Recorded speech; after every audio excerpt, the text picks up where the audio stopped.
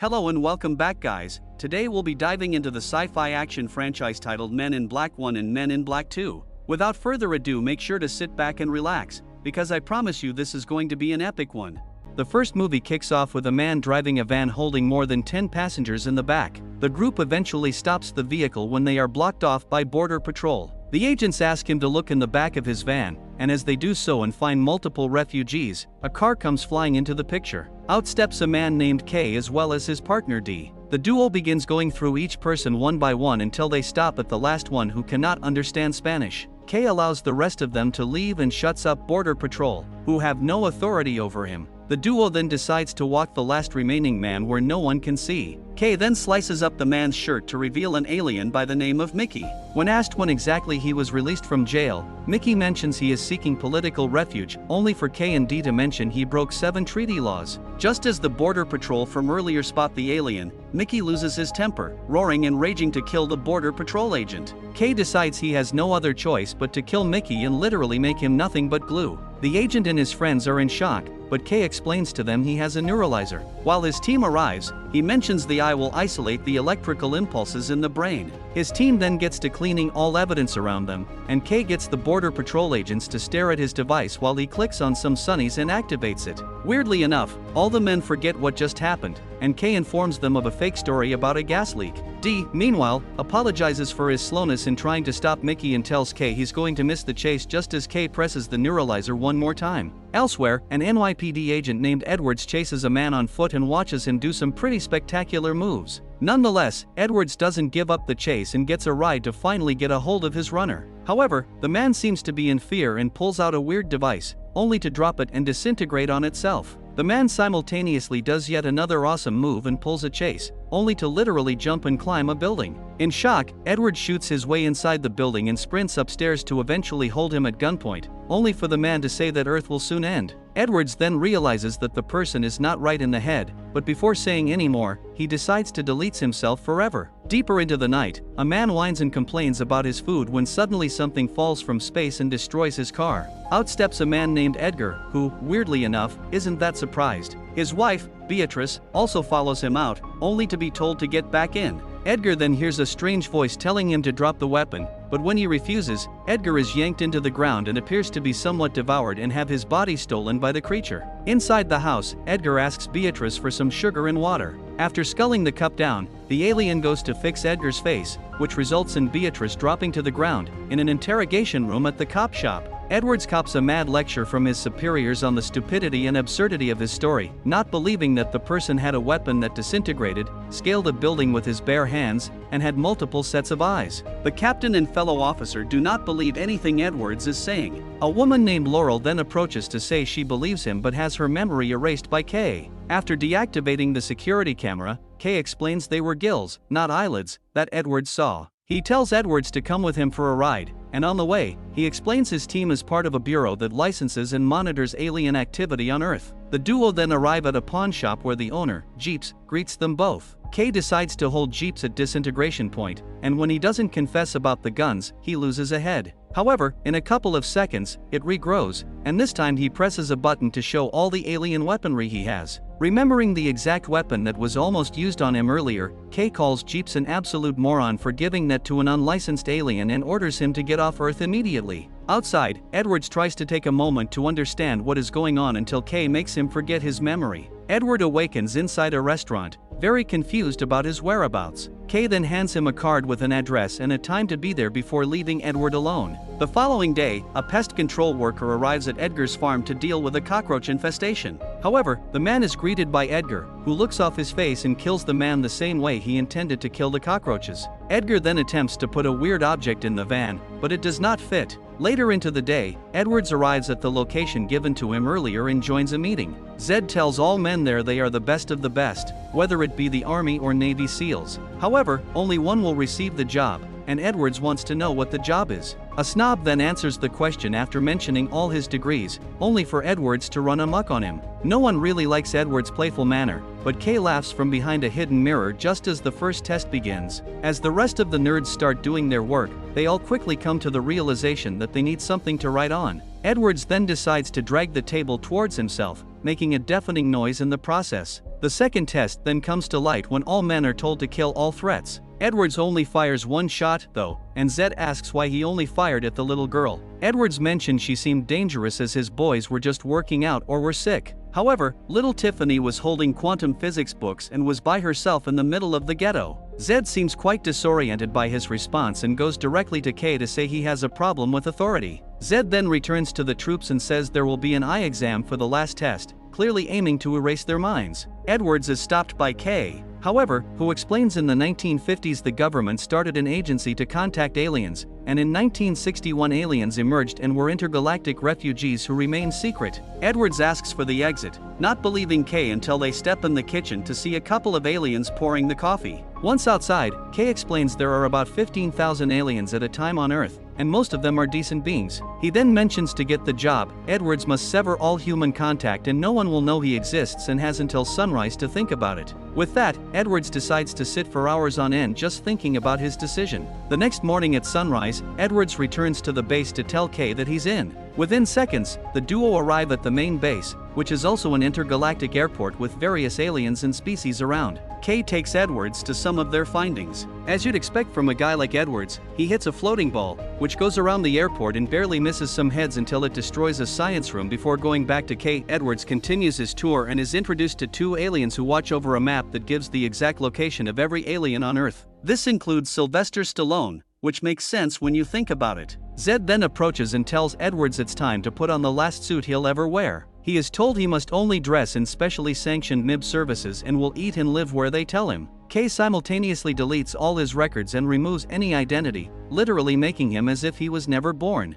Above the system, he is officially named J and is officially a member of the Men in Black. In the meantime, Edgar takes the pest control van into the city and finds an old man closing shop. Back at headquarters, the agents receive information on an alien unauthorized to leave Earth. The duo head out to the car when Jay realizes it is not standard issue. Back to the old man named Gentle Rosenberg, he arrives at a cafe to meet an arch-alien who immediately tells His Majesty that a bug landed on the planet and he is in danger. Both, obviously aliens, remain seated, unknown to the fact that Edgar approaches them with their food. Rosenberg quickly realizes it though and says they'll never find his planet, which results in the duo being instantly killed and having an item stolen while the cat screams at him. In the meantime, Jay and K find the alien attempting to flee the country. He tells K that the planet isn't safe anymore due to the new arrivals and refuses to say anymore. Afterwards, Jay helps the pregnant women in the car to give birth to an alien baby. K later tells Jay that something is up and he wants to know what. As the duo go for a break though, K spots a newspaper mentioning Beatrice's concern of an alien taking over her husband's body. Both agents immediately arrive at the farmhouse and are greeted by Beatrice. She immediately tells them the story and how her husband was murdered and taken over. Once Beatrice mentions the constant water and sugar Edgar keeps asking for, K has heard enough and erases her memory. Outside, he confirms his theory that a bug has landed on Earth and is a creature of pure carnage. At the morgue, Rosenberg's corpse is taken to Laurel with the cat refusing to leave his side. After beginning the autopsy, Laurel is confused beyond belief and starts recording it for her entry until J and K arrive. They quickly have a look at the Archon's body, which Laurel admits to not having seen anything like it. Jay heads off with Laurel to have a look at Rosenberg, but funnily enough, Laurel can't help but mention that she believes the body is not a corpse but a transportation device. After noticing something weird on his ear, the doctor touches it only for his head to begin opening up, which reveals a little alien barely alive. He tells the duo they need to prevent war and the galaxy is on Orion's belt before passing away. Immediately telling K what just happened, they erase the doctor's memory and head off. Their special cleanup teams arrive and are given instructions to clear the scene. The bug, meanwhile, attempts to open the device he stole and when he eventually does, diamonds fall out, only for the bug to scream, "Where is it?" Back at headquarters, the next morning, Zed pulls up the 3 stars on Orion's belt, saying there is no galaxy and Jay heard wrong. K, in the meantime, checks up on a woman and just smiles, but is caught by Jay as he simultaneously deletes the video. Zed quickly calls the duo and mentions that multiple aliens are leaving Earth and they know something which he has yet to figure out. Concurrently, an arch-alien battlecruiser appears, clearly due to one of their royalty dying. Before heading to Rosenberg's shop, Jay is handed a tiny weapon, which he obviously complains about. At Rosenberg's shop, the bug breaks in and goes through the place. It stops when it sees the cat's necklace, and funnily enough, the pest control van is being towed away, to which the bug attempts to stop the driver but is instead put on show. The duo soon arrive at the store and notice nothing has been stolen.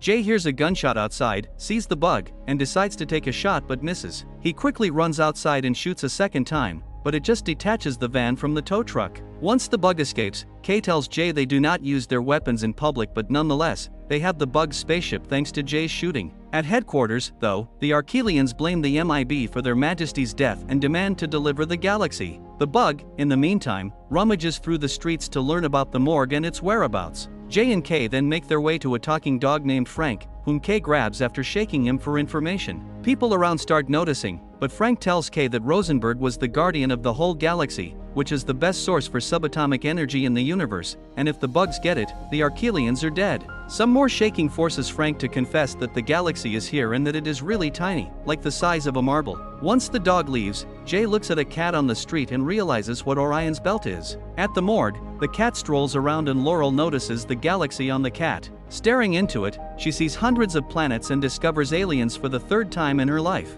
Just then, the bug walks into the morgue to be met by a man. After asking for the cat, the man keeps killing bugs around him, and this causes Edgar to completely lose control. Arriving on the scene, Jay tells K to give him 2 minutes to retrieve the cat, and K agrees, unaware that Laurel is being tossed around inside by the bug. However, when Jay walks in, Laurel is standing alone and tries hinting to him that someone is underneath the sheet. Jay doesn't get it, and it's not long before K enters to spot evidence the bug is inside. The bug, however, reveals itself when the cat emerges and holds Laurel by the neck. As both Jay and K aim their weapons at him, the bug slowly walks backwards and, with the galaxy and Laurel, jumps out the window and onto the street. After hijacking a cab, he forces Laurel to drive him to a location, at which he suddenly swallows Orion's belt. Jay gets right to the chase and looks for the cab until K appears and tells him to get in. Once at command base, K orders a barrier around Manhattan, and no alien is allowed to leave. More problems arise when the arch-alien battleship fires a warning on Earth and gives them 1 hour to deliver the galaxy or be destroyed.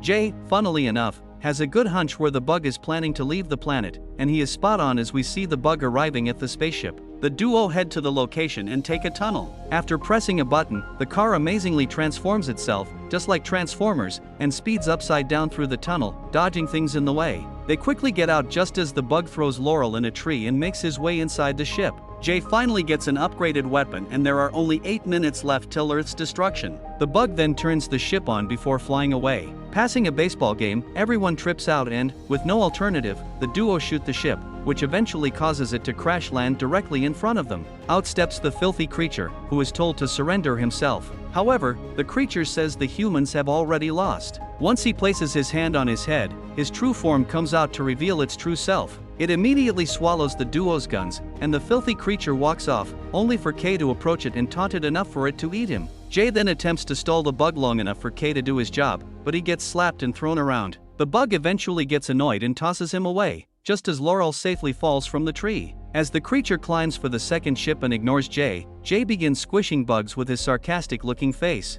After killing the bug's cousins and aunties, it angrily approaches him with the intention to kill, but K isn't out of the equation just yet and activates his gun to blow the creature apart, with its goo spilling all over the place. They find the galaxy and immediately inform the 𝐓𝐴. Unbeknownst to the already celebrating duo, the bug emerges again, only to be blown to pieces by Laurel, who tells them they have an interesting job. Back at home base, K allows Jay's request not to wipe Laurel's memory. However, he wants Jay to erase his and finally wants to retire. He explains that from the first moment he saw him, he knew that this young recruit would be fit for the job and wanted to train a replacement, not a partner. After explaining how to use the neuralizer, Jay dons his sunnies and uses the device to make K think he's been in a 35-year coma, but it's good to see he was reunited with the woman he wanted from that long ago. Funnily enough, it seems Laurel has also accepted the role of being an MIB agent, and they ride off just as we zoom out so far to the point where creatures play marbles with our entire universe. 5 years later, a spaceship, obliterating world after world after world, finally arrives at Earth in July 2002.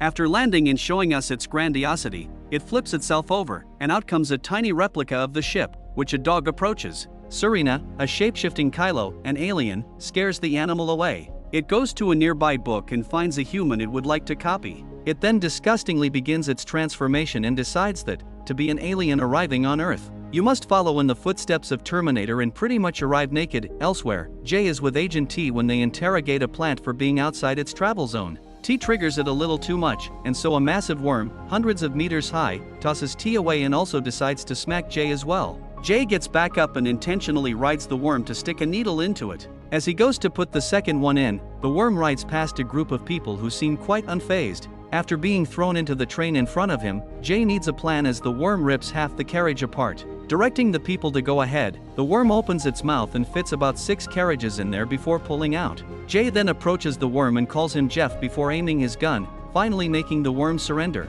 After wiping out the memory of the passengers, he orders a cleanup crew and revokes Jeff's movement privileges, wanting him escorted back to Chambers Street Station. Deciding to take a well-deserved break, T joins his partner, who gets quite emotional being all alone in this universe. In another part of town, we are introduced to Scrad and Charlie. Selena pays them a visit and demands the location of the light. Charlie asks for $50 million for it, but Selena has other methods in mind. Getting some pizza, the two agents have a heart-to-heart, which leads T to start crying. Realizing the last 5 months haven't really worked out with him, J decides to erase T's memory before telling him to get married and have some kids. Elsewhere, in a pizza shop, Laura has given the Employee of the Month status from her boss, Ben, who tells her to get back to work. When returning, she sees Serena threatening her boss, to which they hear a noise. After inspecting and not finding anyone there, Serena tells Ben she knows he is a Zarthan and wants the light of Zartha. Ben then uses a scary-ass voice to tell his intruder that the light will be gone tomorrow, and she can do nothing about it. After slicing him in half, they leave the store, leaving Laura in shock. At MIB headquarters, Jay returns and starts barking orders to his troops. Clearly known for erasing people's minds at will, the agents tread carefully around him. Soon enough, Zed enlightens Jay to the details of the killing at the pizza shop. Jay then informed Zed that he was sacked and that Laurel wanted to get back to her job. At the Morgan, Frank funnily enough decides to be Jay's partner for the time being. Once the duo arrive, they discover phosphorus on the floor and mention there was a witness. Jay quickly speaks to Laura himself and offers to buy her some food at a diner. Laura cannot comprehend the scene she just saw. Jay tells her everything, from the MIB to aliens on Earth, and she takes it quite well. However, Jay must do what he must and goes to erase her memory, only for Laura to mention he looks quite lonely. This hits him hard enough to leave her memory for the time being. Both he and Frank then head towards the spaceship landing site from earlier. Zed calls in and mentions that the light of Zartha is not on Earth and that 25 years ago, the Zarthans came to Earth to hide the light from Serena.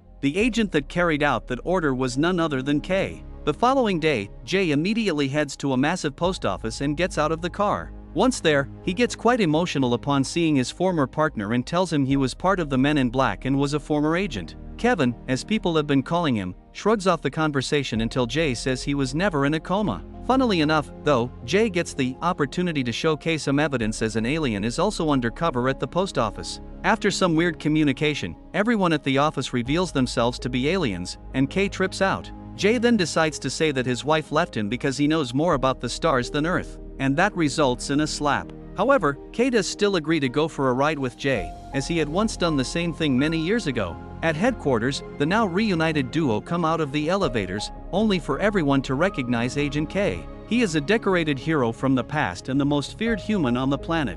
Simultaneously, Michael Jackson completes a mission for Zed and asks for a position in the agency but is turned down. As aliens cannot be agents, K then reunites with Zed, who gets him prepped for the neuralizer. After Jay gets his revenge for only handing him a small gun, as he did many years ago, he gets him in a suit and introduces the neuralizer. Back in the lobby, Selena decides to attack and takes out an agent before releasing her slimy tentacles all around the place. A lockdown ensues, and after taking inspiration from a toilet, headquarters decide to flush both Jay and K out of the agency and onto the street. Serena, in the meantime, finishes locking up all remaining agents for Frank to not yet be caught. The duo then use surveillance cameras and see absolute silence at the base. They then look up an old acquaintance who might have a neuralizer he stole some years ago. Eventually, the duo arrive at Jeb's and ask for the neuralizer. Adamant he doesn't have such a device at first, a weapon to his head quickly changes his mind. Back at headquarters, all alien prisoners have been released and are told the first person to find K and J gets to keep Earth. Serena then personally calls a creepy-ass man by his name, Jara, back with Jeb.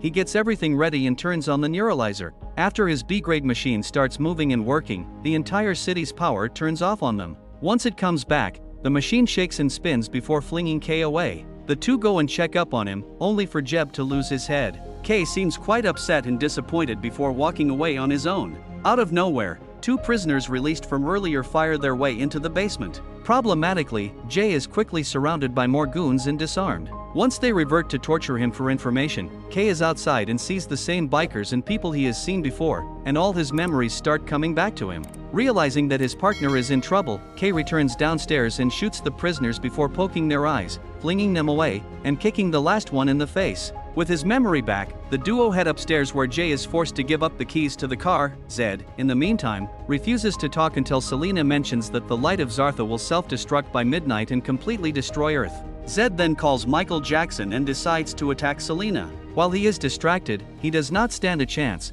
and Serena notices Frank still inside headquarters. They, on the other hand, head down to pay Laura a visit. However, there seems to be quite a bit of tension between the two agents as K reveals a clue about the light of Zartha and the store owner. After grabbing the keys, as the clue, a photo is pointing to, Jay refuses to let K erase Laura's mind, at least for the time being. Instead, Laura is sent to hang out with some trusted aliens until the entire situation is rectified. In the hallway outside, K says he erased his own memory about the light of Zartha and does not remember it but has left himself some clues. After unlocking his own locker, the duo discovers hundreds of small aliens inside it. K takes his watch back, and the elder of the village reminds him of a card he once gave them. After taking the card and closing the locker, the two agents go to the shop detailed on the card called Taper. Inside the video rental shop, K inserts the card to reveal he placed a reservation on a video named The Light of Zartha. At headquarters, Jara and Selena make a deal that in return for Jay, Jara will build Serena a ship that travels 300 times the speed of light.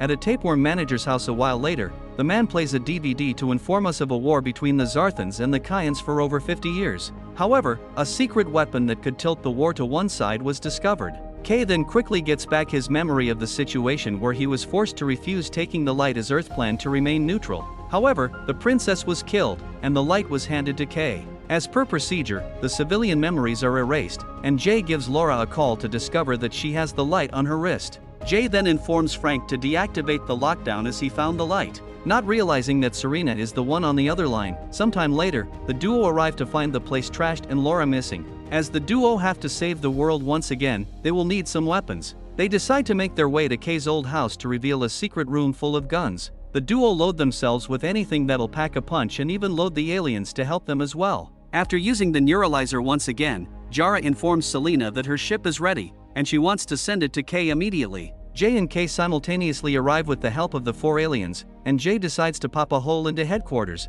which backfires and sucks them in. After getting up and going to the elevator, a friendly sentry turret turns evil and shoots hundreds of rounds at the elevator, leading Serena to think the duo are dead. However, the duo are alive, and K tells Jay to not come back for him no matter what. As the four bugs stay on the roof scared for their lives, Jay manages to run into the base while K instructs the bugs to deactivate the power so the ship is not able to take off. As the sentry turret approaches, K drops a bomb and escapes only to find Selena there taking a hold of him. At the ship, Jay sees that Jara has escaped and, wanting his revenge, he reveals another 3 weird-ass looking clones that attack Jay. Knowing that time is short and something must happen soon, Laura tells Jay to run away, but he stands his ground and starts playing some baseball. After riding one of Jara's clones, a mad punch takes out one more of them, and the final 2 are tricked into colliding with each other with 10 seconds till launch. Jay calmly deactivates liftoff. Meanwhile, K cannot stand Selena and tells her, "I'll give you one last chance to surrender, you slimy Kylothian invertebrate." Jayan appears from behind and immediately disintegrates Selena while the bugs deactivate the power.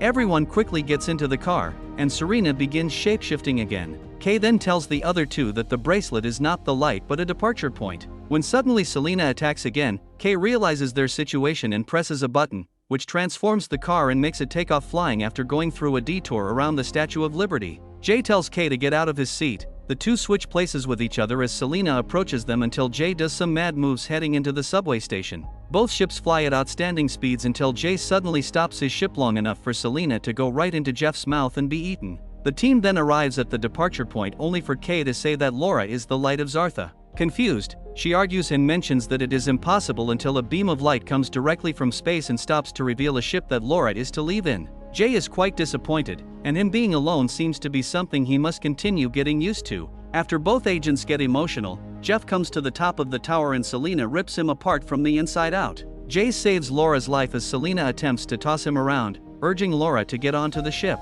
Kay says she was just as beautiful as her mother, and with that, Laura starts flying away. Kay kills Selena again, but again she emerges and shoots towards Laura only for the duo to shoot their big guns and cause an absolutely awesome display of fireworks, finally killing Serena once and for all with a mission well done. The Statue of Liberty erases all the minds of New York City, and back at headquarters, the original trio reunite. Kay then heads to an exit door and kicks it down to reveal that Earth is inside a locker as the little aliens were beforehand. Thanks for watching, don't forget to like and subscribe.